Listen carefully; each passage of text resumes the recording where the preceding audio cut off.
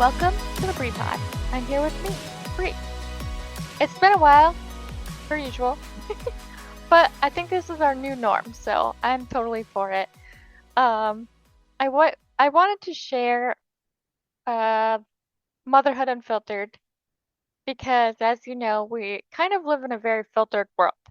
And it's not to say that I do not filter myself because I do. Like, you'll see selfies out there.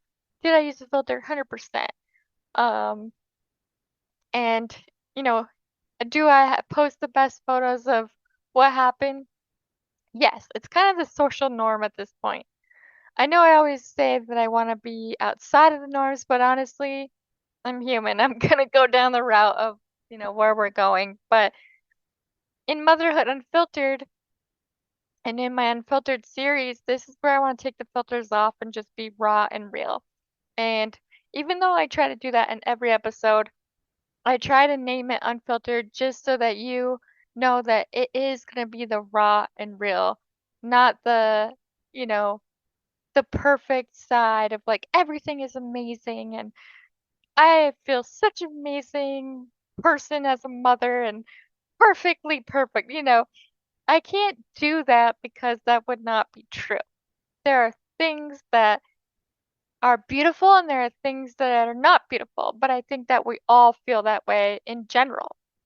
And I think we're afraid to say these things out loud because of the harsh judgment that comes from it. Because I think we've talked about this in more than a few episodes how judgment is so strong with everything. It's not just being a mom, it's anything that you do, you get judgment from somewhere for something. So I wanted to share my version of Unfiltered. I do want to note this though. I know when I first posted this, I could feel it within my soul and being that there are people that saw Motherhood Unfiltered. This girl only has one child. She's only been doing it for less than, you know, like we're at almost 9 months. And what does she have to offer? Or maybe that was my own projection of what I felt or I thought. And I share this part because this is the raw and real me. I'm constantly questioning myself as a mother. I'm constantly questioning myself as a person. I'm like, am I doing this right? Is he alive? Is he this? Is he that? So I don't actually know if people thought this, but I felt that because I shamed myself and guilted myself before I even got on here. And if you did feel this way, I just want to give you this perspective and thought. If you feel that what I said triggered you to think the thoughts that I'm thinking about myself, just know number one, I thought it for myself first. Because I'm a freaking hypocrite. Not hypocrite, but hypocritical is what I mean of myself. So I'm the first one to be hypocritical. And secondly, um, I think it's important to remember that my experience does not take away from your experience. I will never do that. I do not like the world of competition. I do not like the world of I had it worse than you or I had it better than you or whatever. Like I hate that route because it almost lessens experiences as itself. Because everybody has their experiences. Everybody has their own version of life and their path. And I do not ever want this to be a space where it is so one-sided like that because that is the toxicity that is not anything I'm looking for.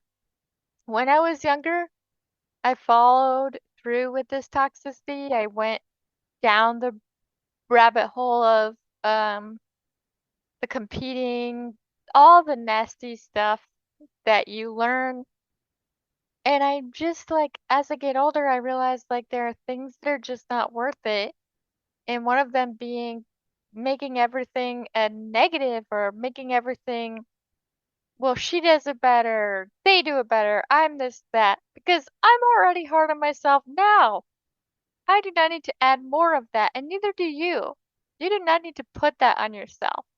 We put way too much nasty, shaming, guilting on ourselves, uh, and it's just not it's not good. It's not healthy. So please know that when I speak of my experience, I'm not coming from a place of saying I'm better than you or you don't understand or whatever it is. I want you to know that I see you and you're a damn good mama or daddy or whatever it is that you are. You're a damn good parent.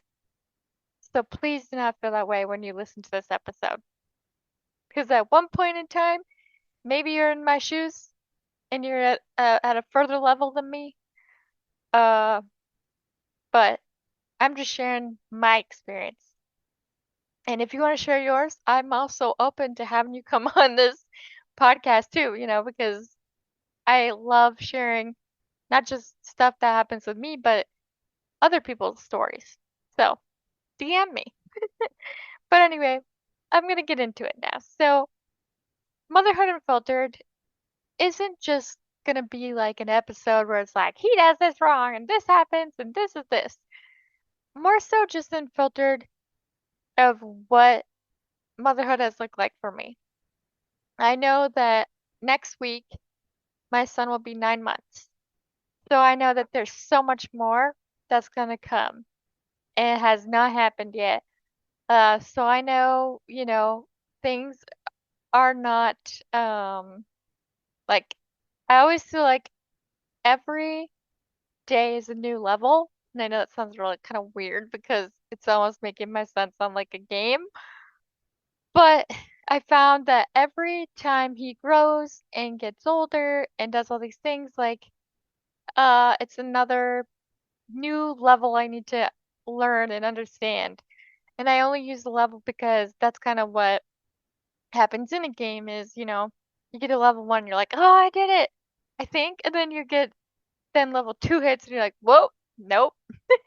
It's getting difficult. I'm not saying it's been really difficult, but I'm just saying,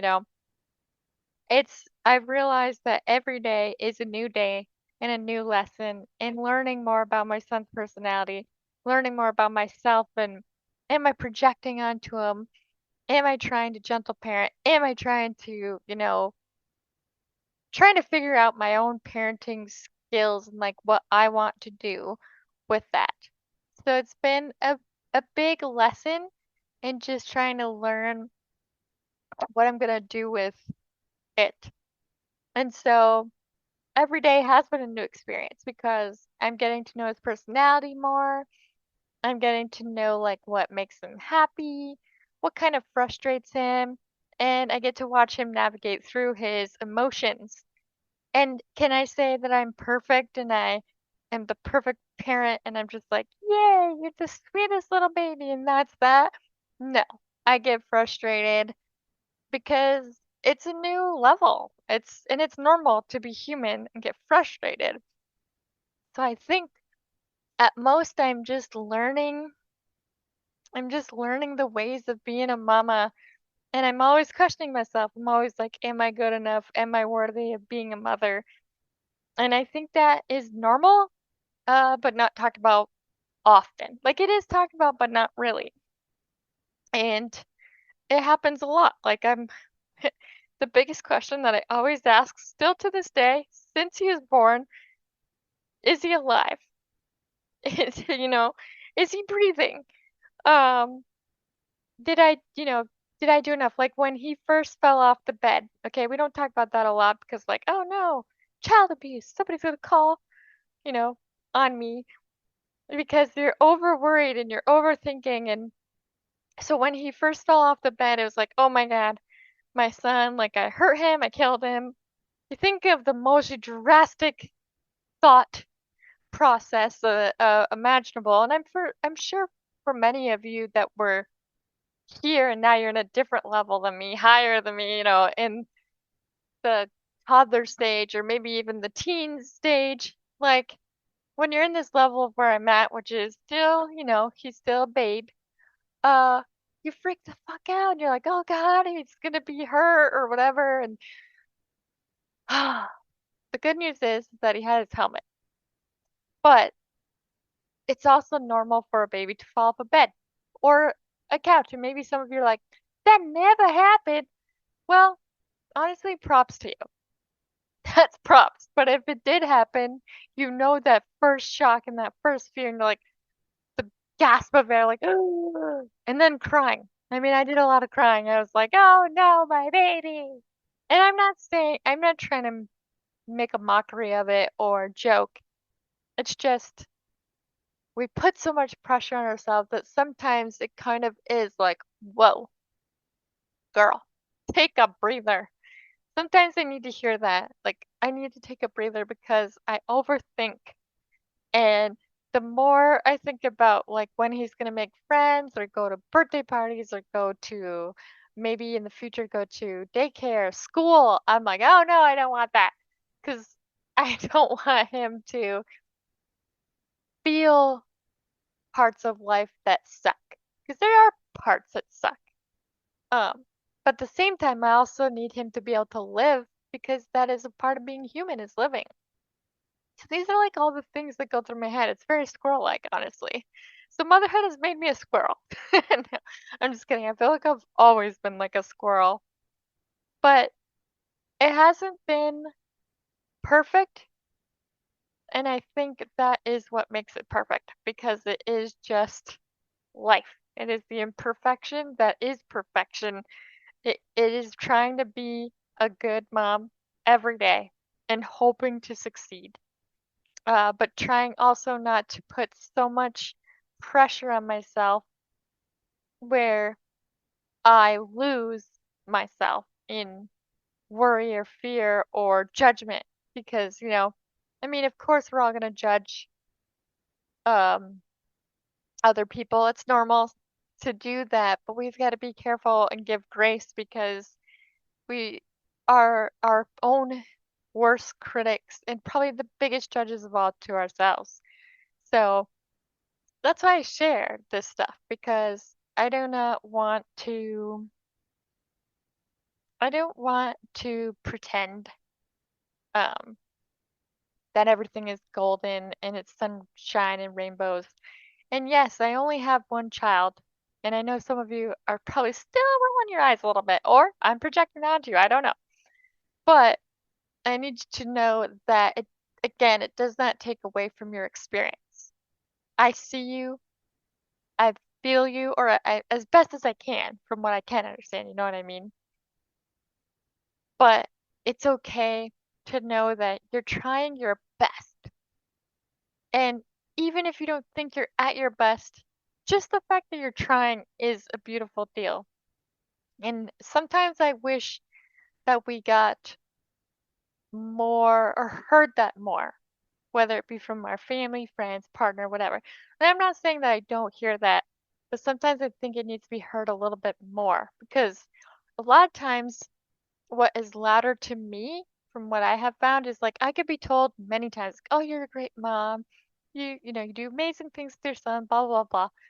But once you tell me one thing like, "Well, you shouldn't have done that." I focus on that more than the 50 beautiful comments that was told to me. So it is kind of ironic that I'm saying we should hear that more, yet I focus on the negative more. But I think it's just normal. This is the unfiltered part. These are the thoughts that go through my brain that I think about every day, and it just consumes me sometimes. But I think that it's good to share this because I know I'm not alone in this. I know that there are others struggling and feeling this way and not sure if they're good enough as a mother. But it's important to know that you are. And yes, do I need to listen to this myself? 1000%. Am I going to? I don't know. I'm still probably going to question.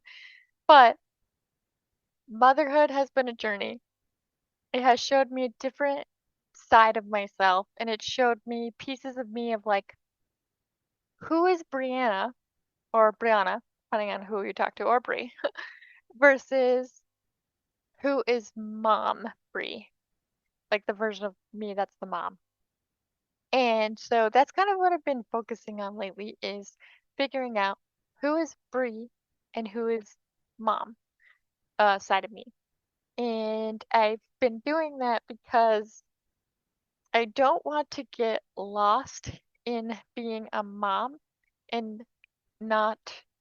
focusing on what does Bree want. Not to say that I like shouldn't be worried about my son or anything, because obviously, but I think that we have to figure out who is that, like remembering who we are and the pieces that we want from it, and to keep somehow in some way in the best way that we can so that we don't lose ourselves. Because I've seen so many beautiful souls get so caught up in that word of mom that they forget who they were as themselves. And it's not to say that that's a bad thing. That's kind of the whole societal norm is to do that. But it's ends up becoming an issue later in life because then there is the whole, resentment, or not towards your child or anything, but just resentment towards yourself and forgetting or losing yourself. And I think that what I've learned from many people around me that have children is that the biggest advice that I feel like they've given is to not lose myself in it too. Like still be a mom, but not lose me. And I've been trying, that's why I kept therapy and all the things in my life so that I could continue to be present in that moment, in that thought of like who is Brie? Because I try to do my best as being a mom, but do I do my best as being Brie? I don't know.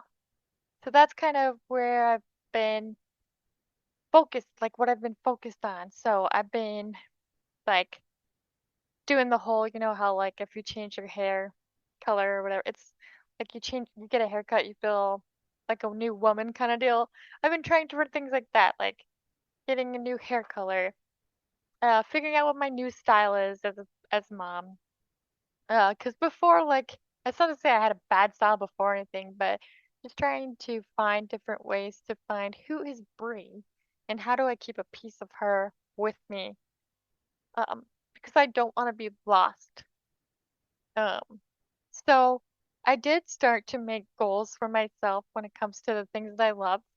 So I have goals for my hobbies, I have goals for my career, but I also have goals as a mom. So it's not like, again, I'm not saying I'm taking away the piece of being a mother. I understand that, like you can't be full blown selfish with a child because that's not really beneficial to your children. But I can still find a way to be me and be a mom. And that's kind of been like figuring out that balance because it's not always a perfect balance. Just like work and home life, it'll never be a perfect balance, but whatever that balance is that you can have that works and, you know, ca- can be what you need it to be, that's helpful. So when I say this as a mom, I'm being unfiltered. I'm just sharing what it looks like to me. And to me, it's figuring out who is Brie. And then the other side is like, because I've been going to counseling, and many of you know why, and if you don't, just go to the very first episode. It'll explain everything. Or the start. Um, one of the biggest questions I asked my therapist is when you are a survivor, well, there's two words out there. There is victim and survivor. The way that people view themselves is hopefully more so as a survivor than a victim because you can hear the differences just in names of them. But I try to use the word survivor because victim, with the negative connotation it has, it's not really my vibe. So going back to being a survivor of trauma that has happened and getting through those obstacles and getting through healing. Not to say I'm fully healed, but definitely in a better place of where I was to where I am, which you definitely hear that as I progress in these episodes. I asked the question like, after you've gone through this trauma and you've done some healing and you're continuing to grow and continue to healing, my biggest question was, what happens next? And I found myself like watching many shows of survivors that have gone through some crazier stuff than me, that have gone some, through life in such a wild way, and just seeing like what happened after. And a lot of times you don't really get to see that. They don't always show you like they show you like, this person was able to stay away from their abuser for however many years and doing well in that sense, but like that what next question. So I decided that this year I wanted to find out my purpose. Like now that I've gone through what I've needed to go through and I'm still growing and not saying it stops, it doesn't stop. What is next for me? What is my purpose? And I know like a part of my purpose is to mother my son and to help him navigate the world as best as I can, knowing as well that he has free will, but with discipline as well. Not saying he like just runs the roost or anything. But then the other side was, well, what is my purpose as myself? Like, do I have anything that great to offer? Do I have anything skills or valuable um pieces of me that is like going to be beneficial to others? These are the thoughts that I have because it's like, what happens next? So I don't have the answer at this moment. I have an idea of things that I'm doing. And I'm hoping that like for as you know, I celebrate the new year with a new episode for the next season. I'm hoping that I'll be able to answer this question a little bit better. Um, and where I'm take myself because I'm very excited to see like we're in June right now. So what happens when I get to January? But again, I also want to be present in the moment. So I'm not trying to rush that, but that is where I guess life has led me so far is how do I show up as best as I can as a mom because I'm going to mess up. I'm not going to be perfect. I am not perfect.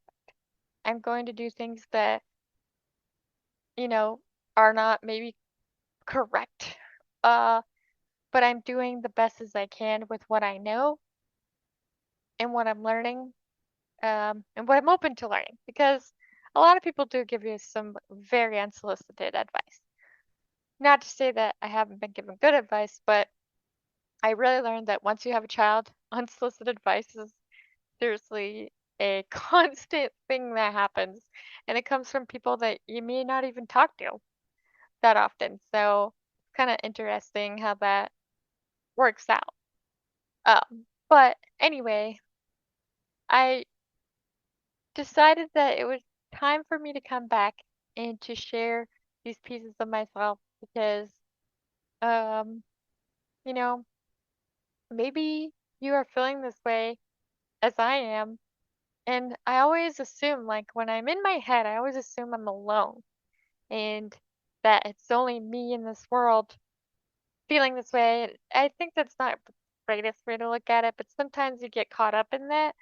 And so when I come on here and share this, and then I get the feedback from you guys, and I get the private messages, and you guys are telling me, like, I totally understand that, or this is how I feel, and this is where I'm at, it really feels good because I don't feel alone, even though in the moment of that frustration or upset, I feel alone. So I think that's what I've liked about the podcast the most is that the support system is definitely awesome. Like I did not expect it. And also I've never thought that I've felt worthy enough of a support system. And I know some of you are probably listening to this being like, what the heck? I support you. But that is the raw and realness of it. As a human, I don't always feel like I'm worthy of things. I do not feel worthy as a mother. I do not feel worthy as a friend or, you know, it really takes a toll just in general on yourself. Um, like, and I'm learning slowly but surely that it's not true. That a lot of my confirmation bias that goes on in my head is not accurate.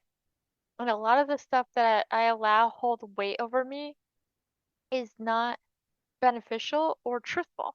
For example, um, we were taking a photo of our son. We were doing a hike, and we did kind of like the Simba photo, like, ah. And I overheard this guy that passed us say, "That's what pisses me off when people do that. There's no reason for people to do that." Um, which, side note, and this is sad that I have to say this because this goes back to me like focusing so solely on what he said. In the position that we were in, we were not like super close to the edge where we would drop our son, number one.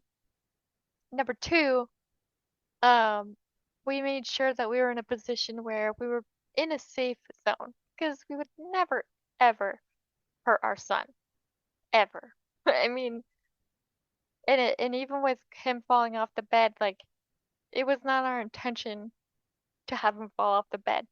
And accidents are going to happen in that sense. But when it comes to hiking in the mountains, we try to be extra cautious and extra careful because things can happen. I mean, you read all the time about people that are like taking this special selfie or TikTok and then they end up like poof over the edge. However, in this case, it was not in a bad way. Like he was safe. But because I question myself so much as being a mother, and I only focus on the negative of what I'm told instead of listening to the good, because I have to tell you, there's a lot of people that are saying good, and I'm sure you have that too, but it's hard for us sometimes to believe what they're saying because we are the worst critics of ourselves. So we're like, this is where confirmation bias comes in, and you'll be like, well, um, we maybe we were too close to the edge. Maybe this did happen. Maybe I'm not being as vigilant as I should be of his surroundings. So that thought swirls and it kind of took over the moment because the true moment that I was supposed to focus on was being present with my family and having fun and being surrounded by this beautiful, beautiful scenery in Sedona. But the only thing I could focus on was what pissed off that guy, which he didn't have any children with him. Not to say that if he did or didn't, that should affect anything. But I let that like take over and I started to feel off and then I started to tell Jeremy, don't get too close, even though he wasn't. And then in some cases I found that when I do that, I'm almost projecting onto him and then making him feel like he's a bad parent, even though he doesn't take it to heart as in depth because I think he knows that a lot of the stuff that I say comes from just constantly overthinking and whatever, but like it really bugs me that I let that take over the rest of that time. And Jeremy, in many cases, has had to talk me through it and be like, Bree, he's not even anybody that we know, and it doesn't matter. Like, our son is safe. And, my therapist has also tried to help with this too. But that's why I say I'm still healing and growing because there are still things inside of me that I like smash into my face and being like, you're a bad mother. You're bad. So I share this because I don't think that I'm alone with this. I know I said that I think that way, but that is just, again, goes back to confirmation bias. And for some of you that are like, wait, what is confirmation bias? I will let you know. Confirmation bias is basically when, let's say, your coffee spills. So you're going to say, like, well, everything bad happens to me. So then let's say like you get into an accident that day or like a little accident, nothing crazy. Or you know, you you're clumsy more that day, you drop things and you're like, "See? Everything bad happens to me." That is confirmation bias. A lot of times we really love confirmation bias because it validates what we're trying to look for. And I know that sounds kind of crazy because you're like, "Well, why would you want to try to look for you being as a bad mom?" But it's not that I'm necessarily trying to look for that. It's just what that inner anxious person is saying. It's like, look, see, you're a bad mom, you know? Uh, and that happens every day.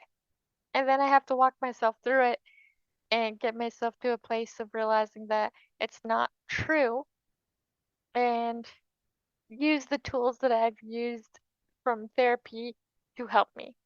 But the thing is, to that going back to that story from Sedona, I did not get over that, what that guy said, because it's still stuck in my brain.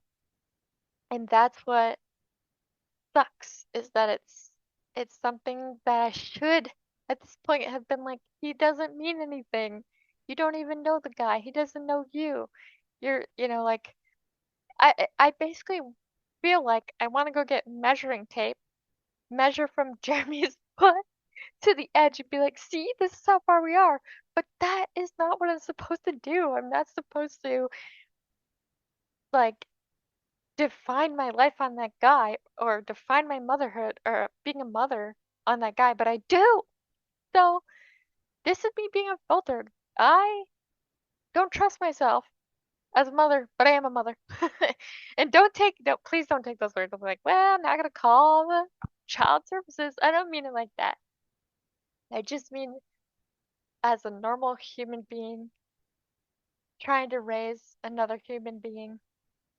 It is just, it's a new world. And the anxiety that I had before is 10 times worse. The um the nasty things that I said to myself are 10 times worse. And the things that I say I don't want to be, or the person that I don't want to be, I end up feeling like I am being. For example, like, you know, on those nights that my son didn't sleep because he didn't feel well, but I didn't notice that he had, for example, we've been feeding Liam more soft foods. So one day I didn't really notice that he hadn't pooped that day. Um, I kind of didn't think about it. And so that whole night he had been really upset and he was crying and we didn't get a lot of sleep. And then the next day he like pooped 3 times in a row. And I'm like, wow. And one of my coworkers was like, maybe he was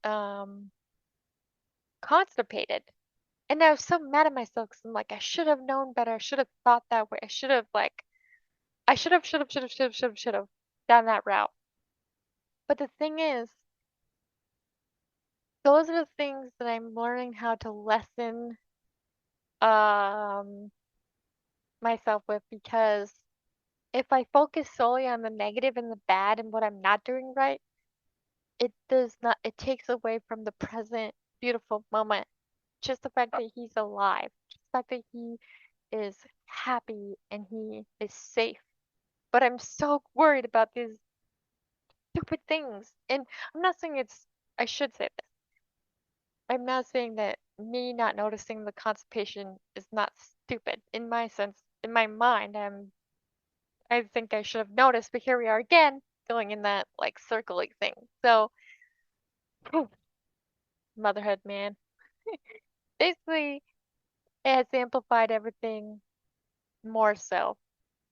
And so, it's not to say, I'm not saying that, um, boo hoo, I need your sympathy or something like that. I'm saying this is just where I am. Just like venting, getting it off of my chest. I'm not looking for a solution, just venting it out because it's where I'm at in life right now. It's what's been going on, um, and just navigating through it. And I bring you all along this journey because you've been with me since day one and have followed me through some crazy stuff, some good stuff, some bad stuff, some fun learning stuff.